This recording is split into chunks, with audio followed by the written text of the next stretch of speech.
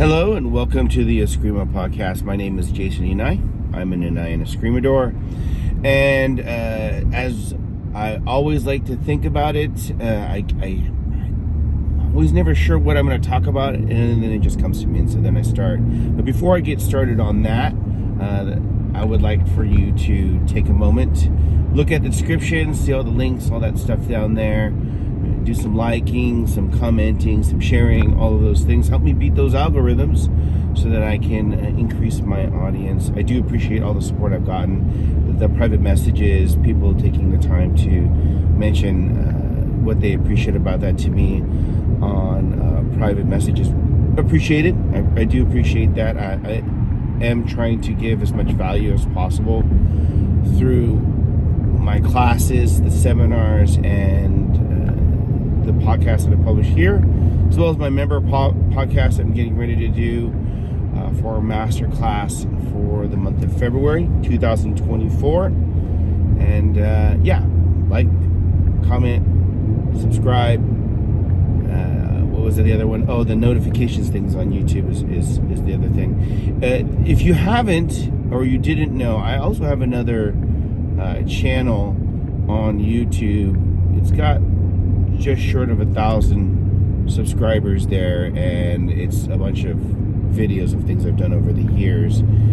There's actually a series of videos that cover the first 5 angles of attack and the basic counters by myself and a number of my instructors in the Inayan training organization and Inayan system of Eskrima, including my Uncle John Peterson, who passed a couple of years ago now.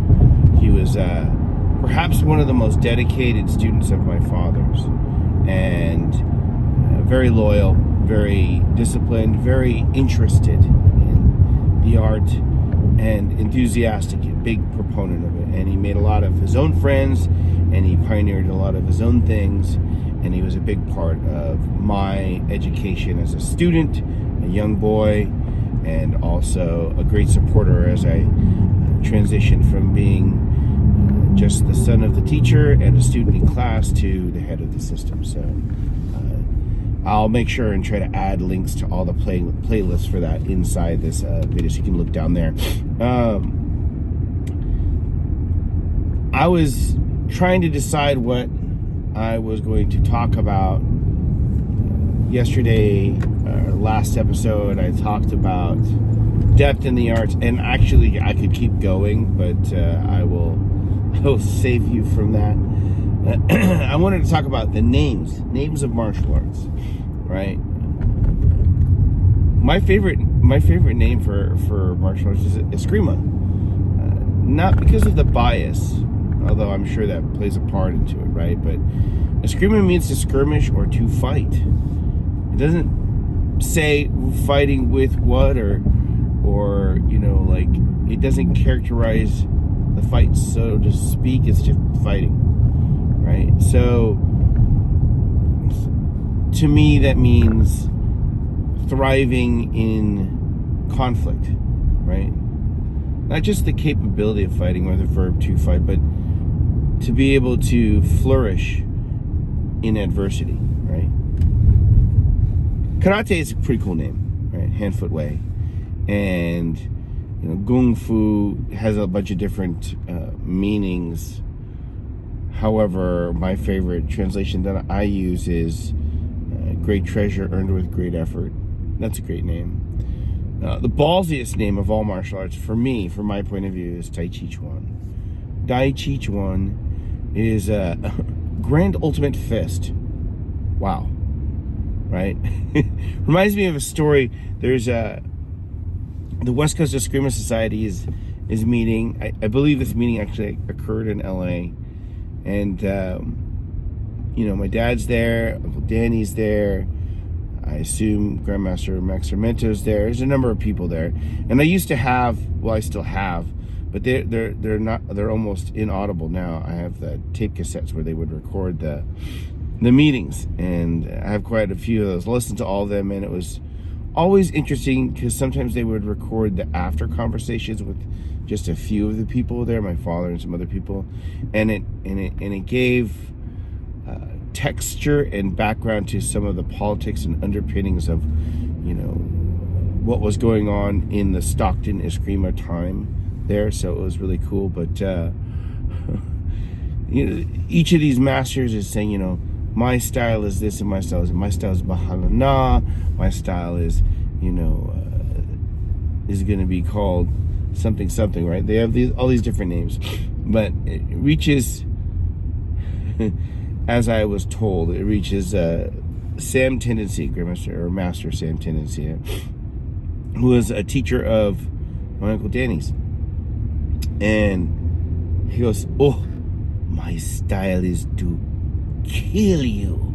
And the response by the other masters in typical Filipino one-upmanship was vociferous. It was very vocal at the time, right? Because now it's not like, well, my style is the long hand, or my style is to close, or my style is this. No, my style is to kill you. So, pagpatayan ka would be an Ilocano way of saying that, right? And then, so the names that we choose for our martial arts characterize the way we do things, how we associate and think and feel about those arts. And so it is important, you could say what's in a name. I talk in previous podcasts about the irreducible, right? In terms of martial arts, if we remove lineage and names of instructors, names of the arts, if we remove any kind of preference or bias or ethnic origin, whether it's Japanese martial arts, Indonesian, Chinese, Israeli, whatever it is, and we just, say, call it fighting, to fight, or whatever, right? We get down to physics, physiology, geometry, and psychology, right? And that's important for us to learn the mechanics of the art. It's nuts and bolts, it's pieces. But the spirit of the art comes from its history, comes from its lineage, comes from its name, right? It tells a story. Japanese martial arts, as an example, specifically anything coming from the samurai class, right? So that basically excludes all karate, right? And stops at, your kenjutsu, your jujitsu, Japanese jujitsu, because the people who are doing Brazilian jiu-jitsu and try to identify samurai is ridiculous. Maybe they do something other than just BJJ, but BJJ by itself is not samurai. I'm sorry, there's no swords. You're not actually trying to kill each other, not really, right? It's not the same. It might be a derivative of that, but it isn't that, right? That's a whole other thing. In any event, the arts that come from Japan, right, specifically the arts coming from samurai, are they're heavily influenced by not just the code of Bushido and the Japanese culture, but also the clothing that they wore, right? And the armor specifically, right? That changes the way that you move. And also many of the techniques that are meant for the samurai to deal empty-handed versus the sword translate really well when you keep in that context, but when you move out of that context, it becomes a task for the practitioner to adjust, which isn't a bad thing, because it's what gives it color, it gives it texture, it gives it a certain kind of depth that gives its own feel, its own spirit. And so we don't necessarily want to remove the name and everything that comes with it. My Uncle Danny talks about how the West Coast Eskrima Society were meeting, and they wanted to remove Spanish from everything. They wanted to remove the Spanish influence, and the thought coming from my Uncle Dan, or maybe his father, Mano Sebastian, right, was you're gonna lose half of your culture. In 300 years of occupation or more is leaving a DNA, a thumbprint, it's leaving its own mark on the culture, right? And you can't remove yourself from that, right? There are definite differences to Filipino culture in general, as opposed to the rest of Southeast Asia, simply because of that heavy South European Spanish influence, right? So names are important as long as we keep them in context and calibrate, right? Martial arts, any art, is a living thing. It's not meant, as my best friend would say, he's referring to, the arts that he did, but he says, like, the problem with X art, he's talking about a particular art, a Japanese jiu-jitsu art, incidentally, because the way that most people that practice that and teach that is as if it's a museum piece left in glass. It is devoid of its actual modern context, right? And it's died as an art because it's not evolving. The practitioners don't truly try to evolve the art. It's his opinion, right? The Inayan system of Eskrima, so the system of Filipino martial arts that was organized by my father and now I'm the head of, and I continue to grow and adapt, is a living art. In one way, we definitely want to teach it as my father taught it, to keep true to that essence. And how could you not, right? But at the same time, my father was constantly growing and progressing, and that almost, if we're, to use the term kaizen, which is that pursuit of excellence and perfection, that idea that Japanese martial arts has, or Japanese culture has, right? My father was trying to go down that road. Not trying. He was going down that road, right? And so, in the same sense, that spirit is encapsulated by, if you know Inayan and you learn Inayan, right, then you understand that, right? And that's part of its name. Otherwise, it's just Eskrima, right? And there's lots of Eskrima. In one hand, it doesn't help to differentiate one Filipino martial arts system from another, and on the other hand, it's absolutely necessary, right? Like, so for a while, I really liked old fashions.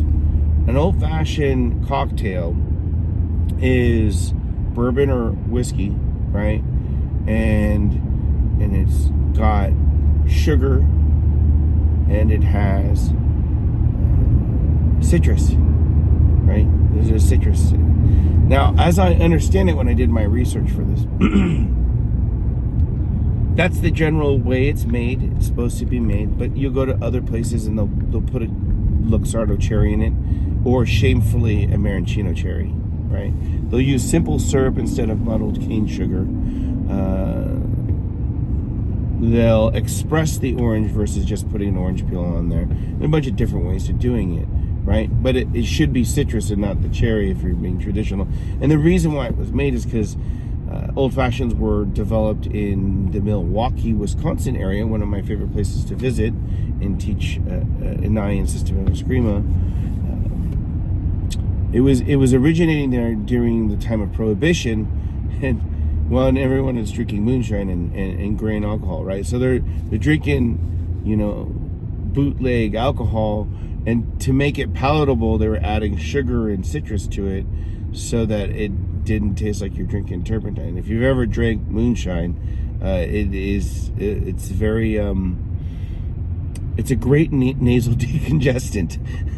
So, but I learned over time, as I became very enamored with this particular cocktail, that there's lots of different ways to make it, right? In some parts of Wisconsin, they put not soda water, they put 7-Up in it, right? That's very different, right? And the worst, which is funny, the worst old fashioned I've ever had is in Milwaukee. Some of the best ones I've had over there too, but and I relate the story metaphorically to, you could learn Eskrima from one teacher and you could learn it from another, and it's almost like a different animal. And the reason why is because certain tactics are employed or favored over others, right? The thing to understand though is that not all Eskrima is equal. Not all karate is equal. I have a dear colleague, Hanshi Bill Wendell, who teaches Goju-ryu, and to the point where he's named it something else. He's added his own flavor and name to it. And I know others who do goju, and they're the same root. They even come from the same lineage to a degree, but well, they're really different. They're very, very different. Hanshi Wendell is on a list with, if you know who Horst Kalnowski and Paul Weitzel are. These are three karateka, one in Germany, one in Fort Wayne, Indiana, and Hanshi Wendell in Florida. These are people you never want to punch you. But very different. Weitzel's a showrunner, and then Wendell is he's a goju guy, and then there's Horst Kalnowski, which is he calls this his system taijutsu, which is actually a mixture of German karate and a little bit of judo and boxing, kickboxing, right? And very powerful people. They're all teaching karate, or karate if you prefer. And at the same time, they're very different animals. I wouldn't say one is better than the other, but I wouldn't say they're equal either. Equivalent, maybe, and that's the difference, right? Many times when people seek equality, really what they should understand is that there's an equivalency, where there's equalness, but not actual equality. They have different strengths and weaknesses. And in the same sense, it's true of Eskrima and old-fashioned cocktails, right? So you could even learn from different students of the same teacher and have a completely different experience. Look at the difference between Sirada from Grandmaster Angel Cabales and Lightning Scientific Arnis. Both of them come from Philosophia Zone. They are not the same. So names are important. History is important. The background, the lineage is important. You know what also is important? The politics. And that were around when that art was created, right? Like, look at, would Krav Maga be the same if it wasn't developed by Emil Lichfield in the 1950s during the establishment of Israel as a state, right? We don't know. It's a conglomeration, an amalgamation of Western military combatives, and that's usually boxing and judo and maybe some karate in there or something like that. It's designed to teach, military combatives in general, unless you're doing gung ho do, or it's called McMAP now, right? McMAP, Marine Corps martial arts program, right? But unless you're doing something very structured like that, generally speaking, hand-to-hand defenses and everything, hand-to-hand combat is taught by drill sergeants in a 2-week period to young boys so that they can fight hand-to-hand in military, where they spend most of their time learning other skills and necessary elements of military life, right, to survive in combat. Krav Maga, it's 2 months, right, but it's still not very long. So the art is of Krav Maga, as an example, is heavily influenced by when it was generated, when it was created, but also what it's used for, under what conditions, right? Whereas you look at any kind of Penjak Silat Beladiri,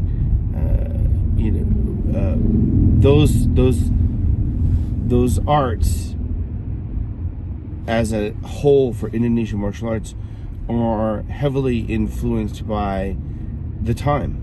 They're influenced by the prevalent religion, Islam, right? They're influenced by the terrain, right? And so that name and that history, while physics and geometry and physiology and psychology present in the exchange of two individuals as they contend over something, right, or nothing at all, right, is heavily influenced by that. I mean, like, we look at Mal Marni, Grandmaster Mal Marni, is a popular Silat guy. His system Silat Sufi and Beladiri, right, which is, Beladiri is self-defense, right? That's what that usually means, right? And well, Maul's background isn't exclusively silat. That's what he's known for these days, right? That's all he's known for, right? And he's amazing at it. But his form of silat comes from a caste or a class of people where there's never going to be a haramal, which is the ground element, where you touch the ground with your hands, you sit down on the ground, etc., etc. That particular art will never be that way because of its lineage, right? It's a stand-up only art, right? That's very interesting for us to think about. Look at the difference between Pangamut and silat. And if you're in Indonesia, it's silat. As you move north into the Philippines, which, that's the Philippines as a creation doesn't exist until the 1550s, right? Before that, it's something else, right? But the arts there are still there at that time. So as you move north, it goes from silat to Kuntao silat, which is hearkening to Chinese martial arts that are not in China, right? And then as you move further outside of the reach of Islam, it becomes known as Pangamut. Now, Pangamut, which Kadina de Mano, an art that I've been teaching for over 30 years, right, is essentially a Filipino silat that focuses its takedown and control techniques are mostly joint locks of the upper part of the body. Whereas Southern style, Kuntao silat in the Philippines, and then silat proper, or bursilat as you move south, right, focuses on manipulations of the lower extremities to create takedowns and falls, right? They're generally the same, and if we depending upon which time frame you want to use, come from the same culture or not.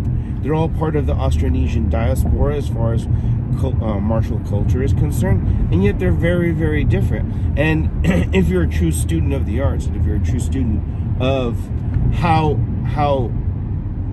information is exchanged and how it is preserved and propagated, we understand that a lot of this has to do with maritime activity, right? That much of the communication, much of the travel of thought and behavior is in parallel to commerce and in parallel to trade routes, travel routes, and then we go to, if we're doing that on water, we call that maritime activity, right? So it's important for us to understand names. It's important for us to understand lineage from the point of view of, here is this art in context to a time and place and a people. And this is their world outlook. This is how they define things, right? For good and for bad. And that is going to influence the way or the reason why they would throw a punch or how they might defend against that punch, right? Clothing is going to be a big deal. A good example is Ringen, which is German grappling, right? Wrestling. And sumo and judo and jiu-jitsu, Japanese jiu-jitsu, look very similar in terms of nage, if we're using Japanese terms, which is throwing. However, the grips are different. Ringen and sumo, they wear an elaborate loincloth, right? Judo, jiu-jitsu, they use the kimono, whereas shuijiao uses a vest, right? And yet, Chinese throwing is very similar in many ways, whether it's the shuijiao or it's the sanda or the sunshu, and they're doing the throwing, tripping, and all those other things. The grips are going to be different. Why? Or even the Mongolian grappling. Very similar throws because, it's the same mechanics, same physics and geometry. Very, very similar. But their grips are very different. And if it's in any way treated as a competitive thing, the throws are going to be different, and what they would do would be very different because of how they define victory. Look at the difference between catch-as-catch-can wrestling or combat submission wrestling and Brazilian Jiu-Jitsu. Both of them are submission arts. Both of them are ground grappling. However, you'll never catch a catch wrestler being willing to be sitting in guard on their back, or even pull guard for that matter, simply because in most cases they leave themselves open to being pinned because both of their shoulder blades are on the mat, right? You could lose a match that way. Whereas in Brazilian Jiu-Jitsu, there's a whole half of the lineage under Hilo Gracie that's what they do, is they sit down first, right? To the point now that you have guys that are wearing black belts and are carrying a tradition where they don't use the red bar, they use a blue bar. Why? Because they don't even like the more sports-oriented inversions and guard pullers as much as they prefer true self-defense, right? So this is important. It's again harkening back to the idea of the name, the lineage, its culture, and everything else. So sometimes we want to remove things away so that way we can look at the irreducible, but at the same time we need to get into the weeds a little bit and understand the history of the name and the lineage and the people, because it gives context to what we're doing. Why would we do this technique? There are techniques in Danzan Jiu-Jitsu that are supposedly killing techniques that aren't anymore. It's not that they aren't, it's just that they aren't in places where there's good medical services, hygiene, and nutrition, right? The techniques that would normally debilitate someone don't have that effect on someone who's properly nourished and, you know, well taken care of, right? Their mouth isn't prone to infection, right? They're nourished well enough so that they're not suffering from, you know, maybe stunted growth or any of those things, right? So this is important for us to understand and to put context in it, instead of simply dismissing something simply because it's the wrong name or anything like that. That's the act of a fool. Let them be fools, because that works in our favor, right? So what's in a name? A lot is in a name, and while the name is important, we also have to understand its differences, right?